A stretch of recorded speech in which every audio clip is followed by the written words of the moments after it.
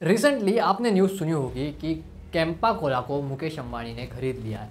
अब रिलायंस ग्रुप ने जैसे ही कैंपा कोला को खरीद लिया, उन्होंने ऑफर किया कि हम हमारी 200 ml की बोतल को 10 रुपीज़ के प्राइस के ऊपर बेचेंगे। ये बात सुनते ही कोका कोला ने अपनी 200 ml की बोतल की जो कॉस्ट थी उसे 30% से रिड्यूस करके 20 से 15 रुपये कर दी।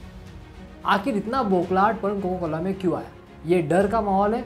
बट इसके पहले भी कोका कोला ने कैंपा कोला को हराया था इंडियन मार्केट में, और इतना बुरी तरीके से हराया था कि 2 साल के अंदर उन्होंने कैंपा कोला का बिजनेस ख़त्म कर दिया था। कैसे किया था, इस पूरी स्टोरी को आज हम समझेंगे, और कैसे मुकेश अंबानी इस कैंपा कोला नाम के ब्रांड को वापस लॉन्च करके इसे एक बिग बड़ा स्केल वाला ब्रांड बनाने वाले हैं।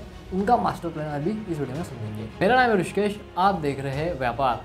तो बेसिकली कैंपा कोला जो था उसकी शुरुआत जो हुई थी वो 1977 के बाद में हुई थी। बेसिकली कोका कोला जो था 1977 में इंडिया लीव कर गया था, इंडिया को उसने छोड़ दिया था, इंडिया में अपना बिजनेस बंद कर दिया था। क्यों बंद कर दिया था, तो इसके लिए हमें पास्ट में जाना पड़ेगा। अब कोका कोला इंडिया के मार्केट के अंदर 1960s के अंदर एंट्री कर लेता है।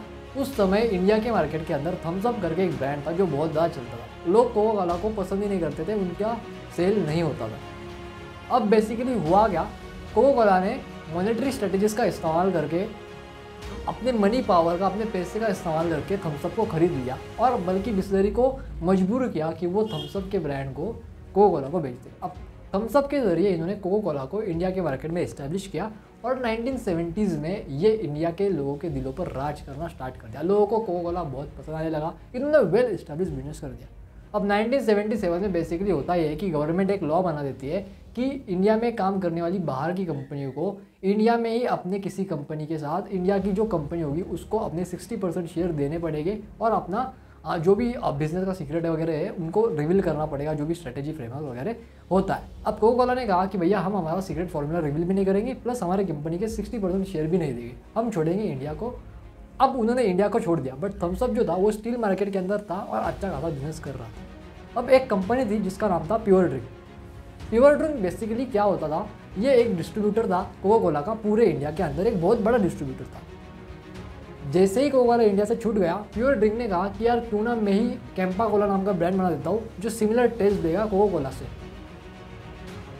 अब प्योर ड्रिंक ने बेसिकली क्या किया, उन्होंने कैंपा कोला नाम का एक ब्रांड लॉन्च किया जो कि बिल्कुल सिमिलर सा टेस्ट देता था कोका कोला के जैसा, और उसी के साथ साथ उन्होंने कैंपा कोला को एकदम रिप्लिका बना दिया कोका कोला का। यानी कि उनका फॉन्ट स्टाइल ले लिया, उनका कलर स्कीम ले लिया, इवन उनके बॉटलिंग का स्टाइल भी इन्होंने जो है एक तरीके से कॉपी कर लिया। अब बेसिकली बहुत ज़्यादा पैसा इन्होंने मार्केटिंग के ऊपर खर्च किया। सलमान खान को जो था उन्होंने एज एन मार्केटिंग कैंपेन के लिए इसका इस्तेमाल किया था, एडवर्टाइजिंग के लिए, और वो सलमान खान का पहला ऐड भी था।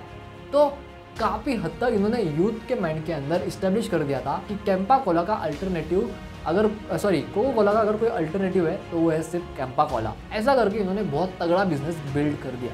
अब 1989 में बेसिकली इंडिया के मार्केट के अंदर जो है वो पेप्सी की एंट्री हो जाती है। अब जैसे पेप्सी की एंट्री हो जाती है, पेप्सी क्या करता है, अपना बिजनेस सेटअप करने के लिए वो डिस्ट्रीब्यूशन लेवल के ऊपर थोड़े धीरे पेनिट्रेशन करना स्टार्ट कर देता है। अब बेसिकली यहाँ से कैंपा कोला की थोड़ी थोड़ी उल्टी गिनती जो है वो स्टार्ट हो जाती है, बट पेप्सी का इम्पैक्ट इतना ज़्यादा नहीं हो रहा था कोका कोला के ऊपर, कैंपा कोला के ऊपर। तो कैंपा कोला का बिजनेस अच्छा चल रहा था। अब 1991 और 1992 के बीच में इंडियन गवर्नमेंट ने 3 नए कानून पास किए, लॉज बनाए, जो कि था लिबरलाइजेशन, प्राइवेटाइजेशन और ग्लोबलाइजेशन। अब इन तीनों का फायदा उठाते हुए कोका कोला ने इंडिया के मार्केट के अंदर 1993 के अंदर री एंट्री ली। अब थम्सअप उनका ब्रांड था जो अच्छा चल रहा था, और पेप्सी भी जो था वो डिस्ट्रीब्यूशन लेवल के ऊपर पेनिट्रेशन कर रहा था। तो कोका कोला वापस इंडिया के मार्केट के अंदर आया, और उसने भी पैसा खर्च करना स्टार्ट कर दिया, डिस्ट्रीब्यूशन पेनिट्रेशन उसने करना स्टार्ट कर दिया। अब पेप्सी और कोका कोला इन दोनों की डुओपोली ने इतना डिस्ट्रीब्यूशन लेवल पे पेनिट्रेशन कर दिया कि इनकी एक्सेसिबिलिटी ऑफ रीच बहुत ज़्यादा बढ़ गई थी। अब इनके पास हेवी पैसा था, बहुत ज़्यादा पैसा था, तो ये ज़्यादा बर्न कर सकते थे। कैंपा कोला के पास रिपीटेड मतलब कि ऐसा समझ लीजिए कि इनके पास बहुत कम ऐसे रिसोर्सेज थे, बड़े लिमिटेड रिसोर्सेज थे, ज़्यादा पैसे भी नहीं थे as compare to Coca Cola और पेप्सी, जिसके वजह से सिर्फ 2 साल के अंदर कैंपा कोला इंडिया के मार्केट से हट गया। अब रिसेंटली मुकेश अंबानी जी ने कैंपा कोला को वापस खरीद लिया है।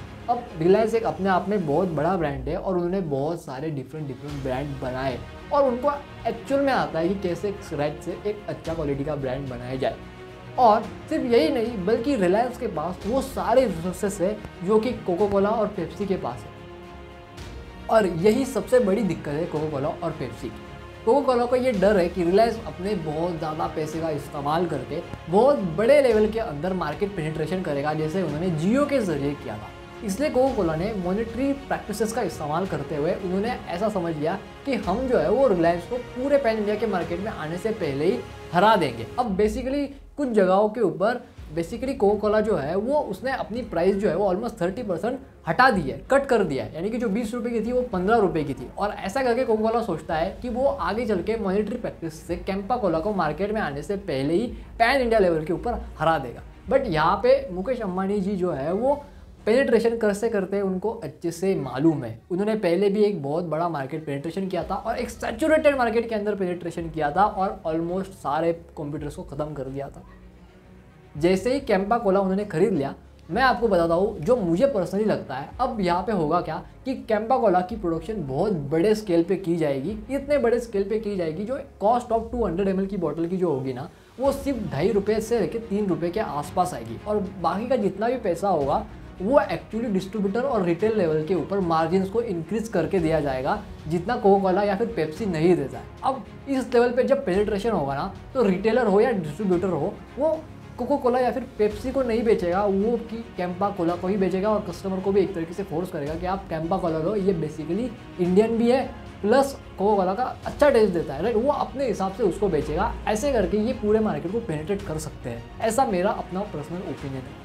अगर आपको ये वीडियो अच्छी लगी तो चैनल को सब्सक्राइब कर दीजिए, इसे अपने दोस्तों के साथ शेयर कीजिए। वीडियो अच्छी लगी तो लाइक कीजिए, कमेंट करके बताइए वीडियो कैसे लगी। मैं मिलता हूँ आपसे नेक्स्ट वीडियो में। आज के लिए बस इतना ही। जय हिंद, वंदे मातरम।